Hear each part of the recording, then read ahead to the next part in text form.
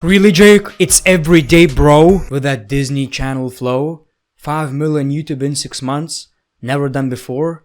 Past all the competition, man. PewDiePie is next. Really, Jake? WWE Crown Jewel absolutely blew our minds. Roman Reigns just had one of the best matches of his career with Logan Paul. Yes, Logan Paul. Let me tell you about banana. I repeat, Logan Paul. I'm a motherfucking blueberry. Logan Paul. Oh, no, I'm a strawberry. You get what I'm trying to say? I gotta admit, man, Logan proved he was born to do this shit. And he even made a viral video. I know a lot of people are going to say that he was booked way too strong. I mean, Roman was pissing his pants. Even Brock Lesnar didn't look like that big of a threat. But all in all, it was a fun match, and in a way, they do have statistics to prove it, right? I have my problems with Logan Paul, but at the end of the day, he's a hard-working man and he learned so much in such a short period of time. I'm actually blown away. But don't let this one match fool you. I believe the pay-per-view in general was good, but it was definitely a mixed bag. So let's review WWE Crown Jewel 2022. And by the way, my camera died, so I was recording this video looking at a camera, and the whole time, it didn't even record. So during this video, you'll barely see any face cam. I apologize. The show kicked off with a huge match. Bobby Lashley versus Brock Lesnar. I kinda knew this match is going to be better than the last matches, but this was actually better than expected. So basically, before the match, Bobby Lashley attacks Brock Lesnar, basically showing that a heel turn might be coming, or maybe not that, we don't know yet. We only found out after the match. So the match was great. It was one of these Goldberg versus Brock Lesnar type of matches, it was basically a finisher fest, which, I know a lot of people are going to have criticism for, which is fine. It might not be everyone's cup of tea. I personally liked it. I liked the story that it told. I feel like WWE were smart and protected both guys, because during the whole match, I would say 90% of the match, Bobby Lashley dominated. He was beating the living crap out of Brock Lesnar, but Brock Lesnar picked up the W by a fluke, like he got lucky. Bobby doesn't appreciate that. He attacks Brock Lesnar after the match and then just leaves. I think we just got a Bobby Lashley heel turn. I don't mind. I feel like Brock Lesnar being the heel is kinda predictable, and at this point, I can't hate on Brock, right? We are going to cheer Brock Lesnar anyway. Not because of my personal relationship with Brock Lesnar, but in general, these nuts. People wanted Adam Pearce on this pay-per-view. Then it was time for the WWE Women's Tag Team Championship match. Damage Control versus Alexa Bliss and Asuka. So the attires got better, actually, that's an improvement, I guess. The match itself, I don't know, for whatever reason, it was just really hard to get into it. The match itself was good, the quality of the match. Personally, I just found it really hard to focus for whatever reason. The finish is questionable as well, because Damage Control won the WWE Women's Tag Team Championships, which is fine. The question is, why did they lose the championships in the first place? I personally don't hate on these kind of moments, because at the end of the day, we're supposed to pretend that it's real just a little bit. And, in MMA, boxing, it can happen. We don't have this perfect story. They lost the championships, they won the championships. That's how it goes. That's how it's supposed to go. But we as wrestling fans want everything to be perfect, everything to, well, in a way, not make sense.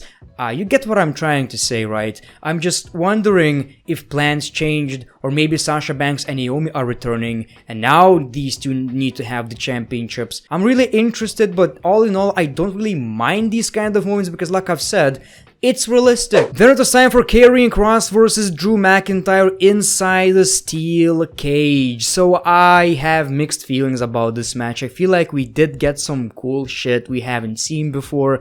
I'm just not that big of a fan, of steel cage matches in the first place. I wouldn't necessarily say that there is no chemistry, but Drew McIntyre versus Karrion Kross is the type of rivalry that I just wouldn't want to see for whatever reason. I still can't get behind Karrion Kross, and it might just be the story. By the way, Drew McIntyre was working while being very ill, but he really wanted to wrestle, so a huge respect for Drew McIntyre, man. I didn't even notice anything bad. I just thought it was an okay match. I'm probably just not that much into the story. What I didn't like about this match is that Scarlett interfered quite a lot, you know, and you would think that Karrion is going to win this match, but he still lost anyway. With all this distraction, all this help, he still lost the match. Maybe we didn't need 59 interferences. In my opinion, the most forgettable match of the night was the Judgment Day versus The Club. I didn't really like the story, didn't care that much, but this was just a random ass 6-man tag team match you would see on Monday Night Raw. And of course, we got cool moments. I just wasn't feeling it, but thankfully the Judgment Day won the match, which is something that they desperately need, of course. Again, your opinion might be different. Maybe you enjoyed the match, maybe it was the match of the night, but when I don't care about a match,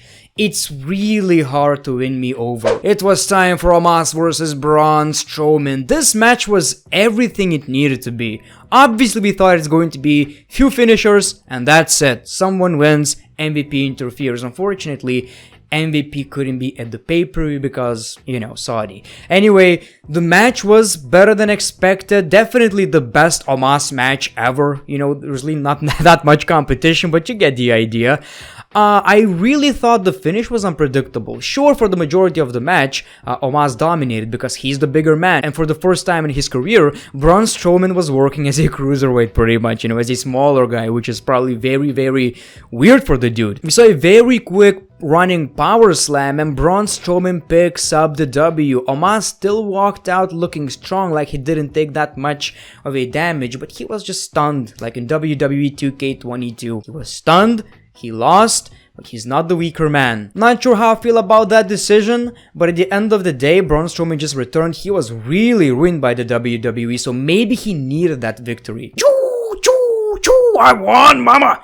Mama, look at me! I'm a real trainer now, do you respect me? The Usos versus the Brawling Brutes for the WWE Tag Team Championships was a fun match. I really love this tag team, man. Butch is such a talented wrestler, and putting him in tag team matches, especially with the Usos, I mean, it just works, right? It just freaking works. So the match was really, really fun, predictable of course, and that's what we got. A very impressive 1D, and the Usos retained the WWE Tag Team Championships. The New Day versus the Usos is next, which is kinda believable, of course. You know, two of the longest reigning tag team champions. Maybe this time around we can tell a different story, and it's been proven these four guys can have an amazing match. It was time for Bayley versus Bianca Belair, a match that I'm not sure how I feel about. It was the last women's standing match, and I feel like the match was good. Definitely the best women's match on the card. Really a good conclusion for the story, if you ask me. We saw some great physicality right here. It was definitely extreme enough. Golf cart spot, I don't know, man. I really didn't like it.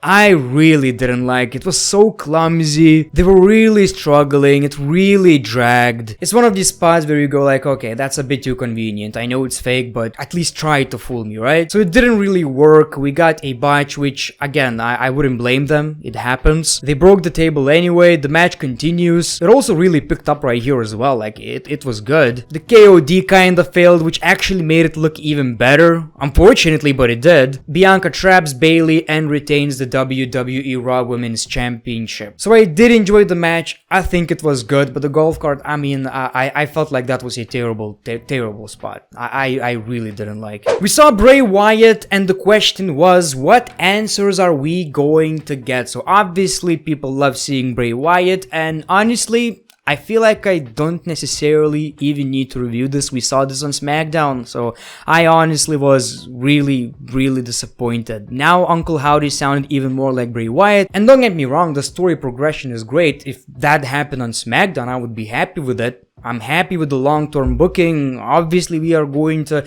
eventually get all the answers, but it was at Crown Jewel in a stadium. I honestly expected a little bit more. And of course, it was time for the WWE Universal Championship. I love the entrances, I love the vibe, and I didn't expect this to be that damn good. So this was a long ass match. I thought it's gonna be, almost a squash match, but Logan gets lucky sometimes. But my man pulled off some great maneuvers right here. No botches, None of that shit. Everything was smooth.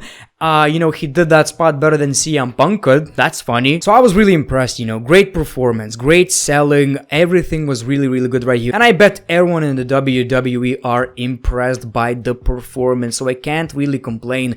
Everything from just standard moves or high-flying moves, everything absolutely worked right here. And it's funny because this match made me believe, like, I know 100% Logan Paul is not winning the championships, but at some points it kind of made me believe it's possible. We got some cool moments like Logan Paul recording his, frog splash. And again, I'm like, this is his third match.